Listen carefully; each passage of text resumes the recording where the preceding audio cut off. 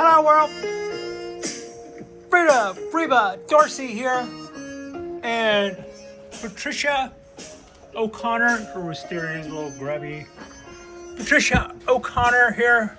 We are the Bonsai Balcony, and today is a beautiful day. It is late afternoon. Actually, it's a little smoky out. I think our fires have started back up, and I hope everybody is okay. Otherwise, it's a beautiful day. It's a little cooler today than it was yesterday. Yesterday we got pretty warm for us. Yeah, and it seems like, I don't know, I was just thinking about it. It seems like I'm always trying to be mindful. I'm trying to be mindful. Did I remember to give my partner her per diem? Did you remember to water? Did you remember to feed? Did you remember to inoculate your trees from pests? Did you remember to candle cut? Did you remember to repot? So, with all of that, did you remember to enjoy bonsai? Oh yeah. Kind of why we do this, isn't it? Did you remember to enjoy bonsai? Like, for instance, I've been kind of carving and pinching on these guys, these 3 bald cypress trees, a little bit more than I probably should, and I've been kind of concerned about it. Well, I wasn't too concerned not to do it, but just concerned enough that after I did it, I was like, I think I might have done it. But you know what?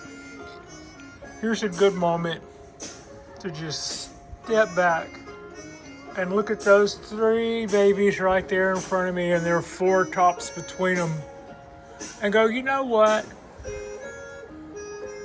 On the whole, I could probably tell you about, off the top of my head, 6 things I did wrong in the first nothing of starting this. I could probably name, like, I picked the wrong soil, definitely picked the wrong soil, and a few other, I could probably just sit back and make a list. I don't really feel like I have to think of that right now, but yeah, but in the end, we've done a lot of things right with this bald cypress compilation. And how do I know that? Because it's beautiful and I really enjoy it. If it were only beautiful to me, then the part where I said I enjoy it, that would still make that so worthwhile. And I'm very thankful. I'm very thankful for that. So this is what this is. We're not going to remind our viewers to do anything except be mindful. Be mindful of the bonsai you have. Be mindful of enjoy the relationship you have. Enjoy the relationship you have with your trees.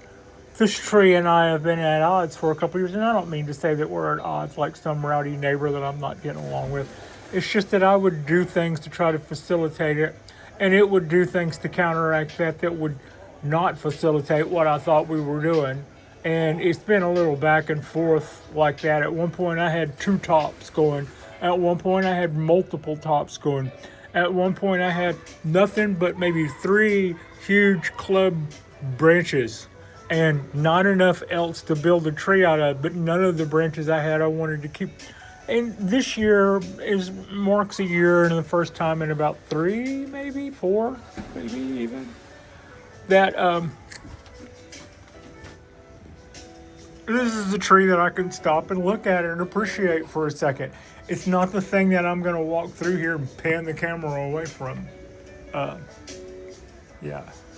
But while we're on the topic of this little Dawn Redwood, we've got 2, that little, whatever that is, that's 2 roots busting out right there on one side of our, that'll add a little girth to our taper. I can see that there are two roots. I'm not going to be too wild about them crossing in front of me, but if they want to go underneath the ground and cross, I'll probably let that go. But at the same time, that's going to add to our base. I think that's really cool just to see anything at all. And I've also been watching the tree, the bark split. Like I wanted to take a toothbrush and brush away all of the moss that had grown up the bark. I think that's a big no, and I'll let that happen. So I'm trying to rake away from here so that the moss would stop encroaching up the bark. And then I took like a fingernail brush because I couldn't find my leftover toothbrush. And started scrubbing that away, most of the moss away, and in so doing, maybe I stimulated growth or something, or maybe that was just a coincidence because I did that like 4 days ago, and since then I've seen these two roots. I think that's two roots busting out of the bark right here. Yeah, I think that's one, and that's another. And I don't want them to cross, but it's cool if they both come out and do something like that. But meanwhile, I haven't gotten in this area. This area will never dry out, no matter how far out here I'll water it in the tree. Like they say about dawn redwoods, they want to keep their feet wet. But I would really like to see the base of this tree dry out a little better. But I am very excited to see that new growth. And that comes back down to our bonsai appreciation. Not only am I appreciating and enjoying this tree more this year than in years past, but just my stopping and slowing down and going, well, look at there, this pretty dawn redwood. Associata, and then our left branch, and then our back branch, just like a regular bonsai tree. Look at what we got going there. And then boom, it puts out a little bit more in the base. We got a little bit more girth happening there. I think I'm still looking forward to doing some drastic things to this tree, but the drastic things I have left on my box to check off are do away with this big block of wood here, and also this branch is thick and there's nothing really about it that I like, but at one point it was one of three, so I couldn't really feel like I could get rid of it. Also, it's got out a prolific amount of buds right now, but guess what? Historically, those don't do anything. It'll put out a lot of buds, and then some of them will flush out, and then it'll put out a second flush of buds, and then it'll just carry those all year long and not really. It's like it'll just keep putting out buds after it's decided it's not really going to grow anything. But that's what it seems like to me. What I'm also excited about is we can see the living vein here, right? We can see that much. But this year I've also began to become really aware of how much the bark is starting to split in line with the living vein. Bada boom, bada bing. Gotten all that going, which I think is really cool. And if these roots here, and we also have a split in the bark here. So what I would really like to see is some more living tissue come along here and give me some more branch offerings. I'm kind of like thinking in my head that this is a dead vampire steak, right, for the most part. But if it wants to encourage some kind of growth out here, go baby go. In any other world or in another scenario where we don't get anything else here, we'll let this wrap around more and more and more, and this will become, we'll carve on this more. This is as a deadwood feature. I don't know how much of this is my deadwood feature. Of course this is. Look at it from over here. And we can see that I've got what was a living vein down here, but nothing coming out of it. Right? It just goes there and stops. But we've got a lot more. We've got a lot more that we can work with there as far as carving and stuff too. So that's all to play for. This looks a little huge to me, but we could fix that. You know, we could so fix that. Our bald cypress teachings would tell us that if this is too thick, and it is, and if this is too thick and kind of scarred, and it is, that we could put a chop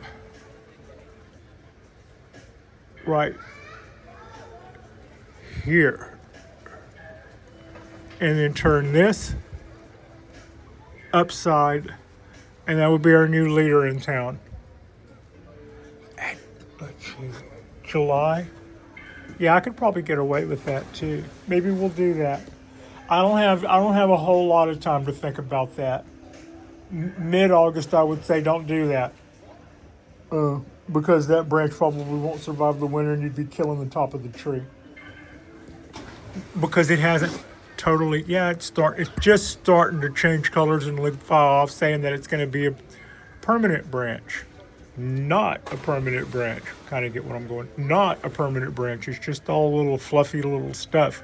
This could become a permanent branch. This could become a permanent branch by turning maroon purple and then brown and liquefying off and growing larger and then spiking out and stuff, kind of like this does. But as long as it's green like this, if we were in October and it looked like this, then I wouldn't expect this to survive. I wouldn't expect to see this come spring. So yeah, there you go. I'm not going to do that for the simple reason that we have been through so much crap with this tree over the last couple of years. I wouldn't want to go take that risk just yet. Here's what else could happen. I could get rid of some of my heavier branches that are too thick to be up this high and see if the tree takes care of some of those ramification issues on its own. It's also occurred to me that this isn't as big as it used to be. What? It shrunk? No, not really. I'm kind of speaking in circles here. But the tree is grown, and this isn't proportionately as out of proportion as it was. It could be that if the tree fattens up, I wouldn't have as much that I felt like I had to cut away here. But still in all, I think when it comes to carving and doing and getting frisky with the pruners and cutters, that I would still be okay to do something there, especially if I thought I could promote something over here by doing so. I don't necessarily see anything that I want to give a nod to. That's not on the right side. I mean, I could cut this and probably stimulate this growth. What about any of this stuff? None of this stuff would allow me to get rid of this huge bulbous knot. And what I want to get rid of is this weird looking branch. This is a weird looking branch. And that huge bulb of wood. What if I don't do that? The tree might grow into it in a couple of years. Maybe, maybe not. You know? This is another way of saying that I don't feel like I have to necessarily do anything right now, but I could if I wanted. Man, something to be pleased about. Our little pine trees are doing good. All of our little pine trees that have been here are doing good. I brought about 8 Japanese black pines to the store. 2 got stolen, 2 died. And I went, that's about par for the course, and I brought them home. And of those that I brought at home, these are a few of them, but this one is one, and this one is one. And that was the main reason I brought them home. I went, well, if they all got stolen, but they created bonsai artists, that'd be one thing. But trees that aren't paid for tend not to. Most of the trees that I've given away have died. Not all, but most of the bonsai trees I've given away have died. You don't think as people as being like money grubbing, thinking, to that mentality. And it's not, it doesn't work like that. But on the other hand, if people don't reach in to their purse or their wallet and pull out money and make a commitment that just says in their brain, commitment, that's a person who will water the damn tree. And if you go, here's a tree, that same person will go, oh, wow, that's so cool. And they'll set it down and maybe look at it once or twice on their way home from wherever it is. But that's it. That's been my experience. Even if I gave trees to people who I thought wanted them, free trees don't do as well. but that's kind of a downer. But not always. Most of them. That's why I would clarify that by saying most of the trees I've given away, not all. But here's what: feeding is a positive thing, and there's a lot of trees here on this balcony that I could be doling out the food to, and we're gonna take a minute and love these trees, admire we just potted this little guy up this year, and that's a cool looking little pot, and I really love that little tree. I think it's going to be a good addition, and for getting potted up in a bonsai pot, and we started that tree from seed. It's got some really good little motion to it. Look at all those cool little roots. So it's not going to get its candles cut or anything because we just potted it up. These trees that you see me putting food on are also, of course, getting fed, and they're not getting their candles done, but they're pines. And the reason they're not is because they are single flesh pines, which don't play that game. And these two little pines, which I really enjoy and appreciate. Ooh.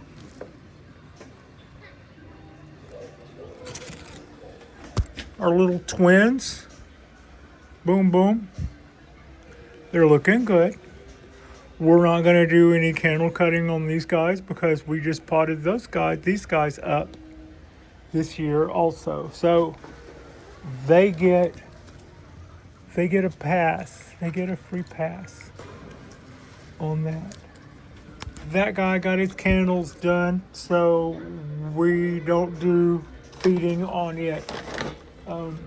If you are curious what I mean by not feeding trees that have had their candles cut, those are some episodes that we've done about candle cutting season.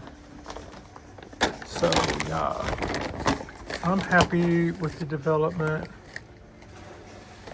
of my Dawn Redwood. Go Dawn Redwood, go. Also, my bald cypress trees have been going through a little bit of a styling change. Nothing too crazy. I had invested a couple of years in doing ramification on all my branches, only to decide this past winter that I wasn't crazy about the results of ramification on a bald cypress. I'm gonna say that only I would prefer the bazillion branches that you see there that are long and straight and lacy and go out a long way, and just are gracefully beautiful, as opposed to have something that's just ramified a whole bunch. So on this tree, I had a few too many to cut them all off at once, but I have been snipping them off on the by and by and cutting some of them off this tree and cutting some of them off that tree. And I'm happy with the result. I think I don't cut my bald cypress trees. These are in training. They're bonsai in making. So I don't shape these trees or style these trees until they're done. In the meantime, I'll let them, the idea is to let them put out everything they want to put out, and to let them turn all that they put out into limbs and branches, and to let them get all those fronds and allow them to make all that photosynthesis and allow them to reap the rewards of all that photosynthesis. And only then, when all the things that can be harvested from leaves have been harvested and is stored in the roots or wherever else it wants to stick it, and all of these leaves turn bright red and rusty and are getting ready to start coming off, only then will I go through here and start cutting the branches off the trees. And this year, when I do this, at least it should look a little bit closer to a style tree. In years past, whenever there's no more leaves off and I go through there and do that, what you see is a bunch of ramification in the making. But from this winter on, we're going to see bare trees But then we're going to start seeing, first branch, second branch, back branch, first branch, second branch, right, left, back. And that'll start over again in earnest this year. And I'm kind of looking forward to that. And everything else that's not part of the plan will get cut off.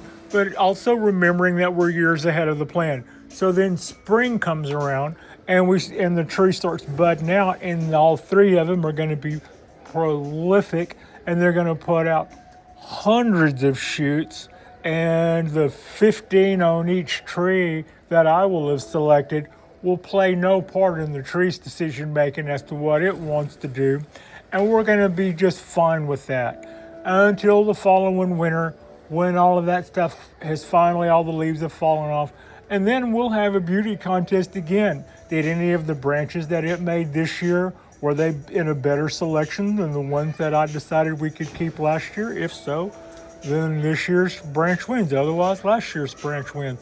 And about every 5 years, I'll also be replacing all of the branches on here until I get a finished tree. And then in which case, we're going to pull up most of the fertilizer. We're going to slow down our feeding and see how long we can ride that crest of three nicely shaped, three nicely trained, styled trees. And then towards the end of that little run that we have, when it comes time to restyle it, we'll allow new shoots to start sprouting out, and we'll pick up on our fertilizer and increase more back buds and start picking out new branches to replace the old ones. If you don't, these guys grow fast. The branches at the top will end up too thick. The branches in the middle will end up too thick. All of them all the way down, they'll all be heavy and thick, and the ones at the bottom will be fatter than the ones at the top, but they'll all be too thick because they grow too fast, and it only takes a few years to do that. And in the wild, that doesn't happen because they snap them off and they just swap them out. But if we wanted to keep the branches, we could, we could prolong their life.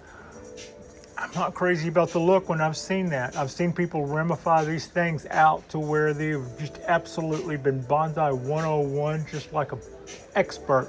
That same tactic applied to your oak, or that same tactic applied to your maple, and you've got one beautiful tree. Personally, I'm not crazy about the look on these, and it took me a minute to figure that out. I'm going to, in the future, go more in lieu of just what they do, that long, laceful. And we'll try to bend stuff down that wants to grow straight up. And we'll try to take some of the hoops out of them with splints. Or you can also, if you've got a branch you want to keep and it's growing straight up, you can put a wedge cut underneath it and then a guy wire to pull it down. And when those two edges that were cut harden off and heal and callus over, no, they won't fuse.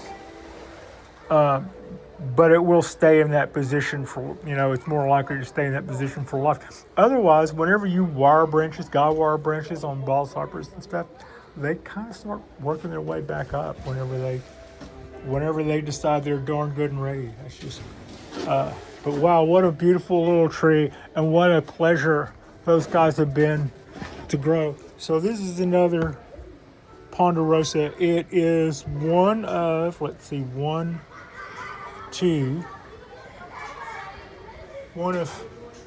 we have a couple. This is a formal upright. It's a formal upright. Formal upright. These three bald cypresses here are also formal uprights. I guess this could be an informal upright, or a coke bark oak is probably an informal upright. Anyway, I'm gonna get all hung up on names and stuff, but going through here and giving everybody the little chunk of food. Maybe a little food would help you guys. See if we can get you guys to come back. Come on back. They weren't getting enough light where they were. They were in a greenhouse, but they weren't. I think they got put on the back burner a little bit. This got repotted this year, so no candle cutting. It gets fed. Same with this guy. Same with that guy. No to this one. But look, let's just do a little tree appreciation moment here. Can we do this without dropping it? So this is the tree we did the candle cutting on. This is one of the first ones we did candle cutting on this year. And it was looking a little tired and angry. I think you can see the end result of candle cutting is that it puts out a prolific amount of buds. It just went budlicious. It just went all bud nuts there. Yeah. Go babies, go. And while we're appreciating the little things,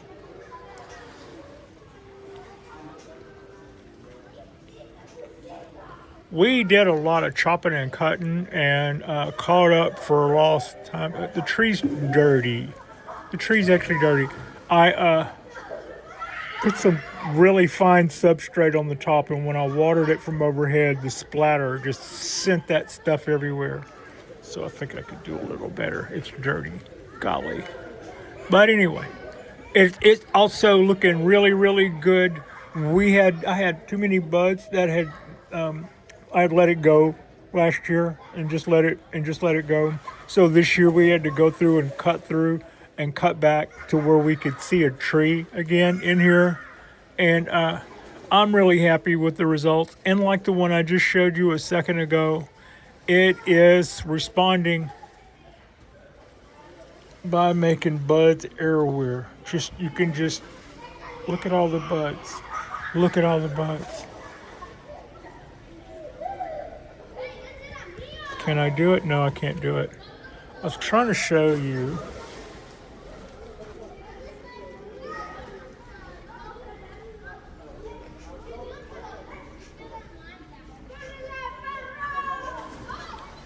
I'm really happy with this little mame Japanese for bean. And this little mame tree has been in here for going on 3 years in this little pot. And I am very much happy with the way this little guy looks.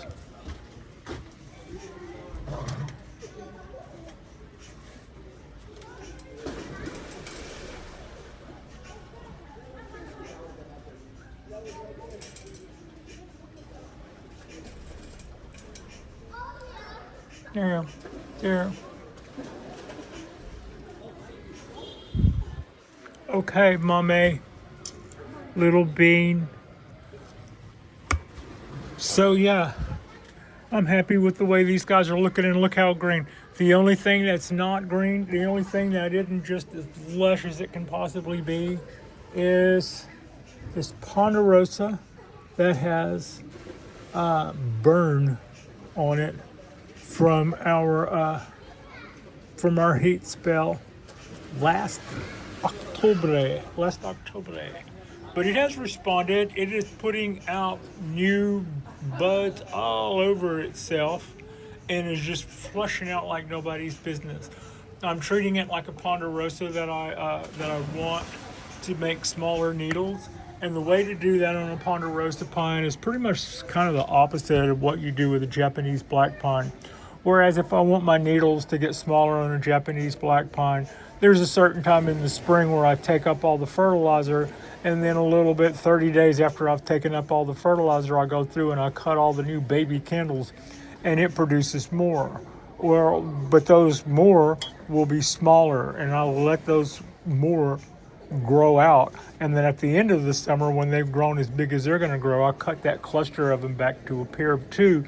And those two would have been quite a bit smaller than the original ones that we started off with. So that's how you do that's a really quick scenario of how you do a multi-flush pine. To do a single flush pine, we feed it, we water it, we allow it to back bud, we allow it to grow extra long needles, which it'll do. We don't cut anything. Year goes by, we're still feeding it, we're still watering it, we're still giving it the times of its life. And it says, really? You're going to give me all this? Watch this. And it makes more back buds. The needles continue to get longer. 3 years of this not overfeeding, but just the good life. And it will have made so many needles And those needles will be so long. And incidentally, we're talking about a tree that's in a bonsai pot. That it's going to send you a little memo. It's going to go, like in my case, it would say, hey, Pat, I know you've been giving us all this really good fertilizer and water, burp, but here's the thing. I can't continue to make these super long needles, that ponderosas are known for, if you're going to keep me in this small pot. If you're going to keep me in this small bonsai pot, and I'm going to keep making more and more needles, they're going to have to get smaller, or something's got to give, and it's going to be those needles. I'm sorry, Pat, but we're going to have to make smaller needles from now on. And at that point, the tree is played right into your evil bonsai hands. So you let it do that and fill out all over, and it starts making it. This is the first year that it just started making newer, smaller needles. At that point, we pick up our abundance of fertilizer. What had been in abundance, we pick that up. We don't starve the tree to death, but no more abundance, no more overages, no more, no more silver spoon, basically. And from that point on, when it comes time, we can cut back all the undergrowth, and we can start cutting back some of those candles that it made last year and the year before that are now 2 years too long. We can now go back and chop back all of that, because we're going to get maybe 3, maybe 4 years of short candles. And once it starts producing longer, those candles start working their way longer again, we'll just start the process again. And it'll take a couple of years, and then we'll get a couple of years of short candles again. And that is an oversimplified, way too fast version of single flush needle reduction, needle size reduction on a single flush, long needle, high elevation pine, aka ponderosa pine. These are our colored girls. I'm really happy for them. I'm really excited about the prospects and what they're going to bring us. And I'm just really enjoying. I also am really enjoying I kind of breathed a new life into our literati. And I'll just kind of think of it like it. You see what I mean? I'm kind of reluctant to give it a name. I've lost a lot of trees with names, but this guy now kind of reminds me of smoke. Now, I didn't say dragon anything. It just reminds me of smoke. It just reminds the way it wasps up from its shallow bowl up and out. It does. It reminds me of a smoke trail. And what a pretty smoke trail it is. Really happy with the way that turned out. Really happy with the way my 80-year-old Japanese cork bark, Japanese black pine is. We did a big needle reduction on this and a cleanup earlier, and it has responded by looking very, very nice. I also did a huge candle cut needle reduction on this. Yeah, I know I've got a little tough needles up here at the top. But I reduced this tree heavily. It's gonna look like an orphan. It's gonna look orphanage-like for a minute. Yeah, y'all, it's gonna look like that for a minute, but it's gonna come back really strong. Last year I didn't do enough. This year I saw that and made up for it, and so now we're gonna look silly for a minute, but you just wait a minute. It's gonna look really good. And what we're looking at. What am I apologizing about? This is a 20-year from seed Japanese black pine. The trunk, and this is the part to show off here. That part where my, between there and my thumb, that's the actual trunk. From here to here is kind of like where the money is, if you were about money, because what if you were to grade this tree, you would say, wow, now the base of the tree where it comes out of the ground, the nabari, it does all the things you want. It's really wide. It's really woody. It's really dramatic. This was all made from roots. Japanese black pine, but pine tree roots grow bark. And this much up from from here to here. This whole wedge-shaped part of the tree is fused Japanese black pine roots. That's how this tree was built. You know, I'm always saying bonsais are made, not grown. The thought is that living is the minimum, and if it's alive, it's going to grow. So you're not here to grow bonsai, you're here to make bonsai out of the living material that you've kept going. So yeah, that's what you can do with roots, or even more dramatic than that.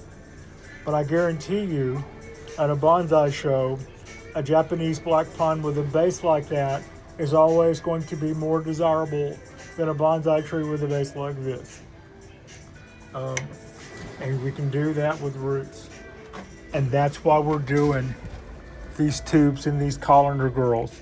That's going to give us that as just one option. That's just one of the cool things you can do with roots like that. I don't often enough show this view, but what like a surreal pastoral scene. By the way, it can be 1 trillion degrees out here. That's an actual figure, 1 trillion degrees. And if I start pouring water to the base of these trees, it immediately feels like it begins to come out of this foliage. And what I mean and what I'm saying by that is I can feel the ambient temperature of the balcony drop in this area because of the foliage coming up and just spitting out and evaporating cool water. It is amazingly fast. It is very refreshing.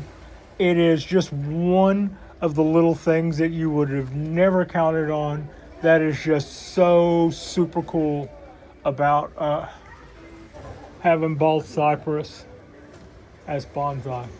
This was just a little 30 minutes of, I'm not calling this a bonsai tour.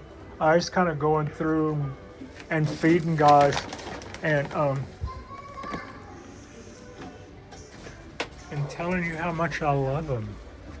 I mean, these are some, this has been a very rewarding part of my life. No ifs, ands, or buts about it. I appreciate you. Frida, my sweetheart Frida, appreciates you. And thank you all. Thank you all so much for watching.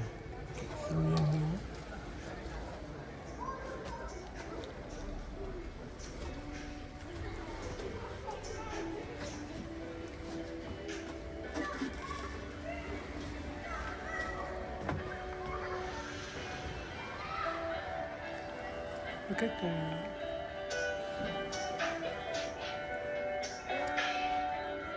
There you go.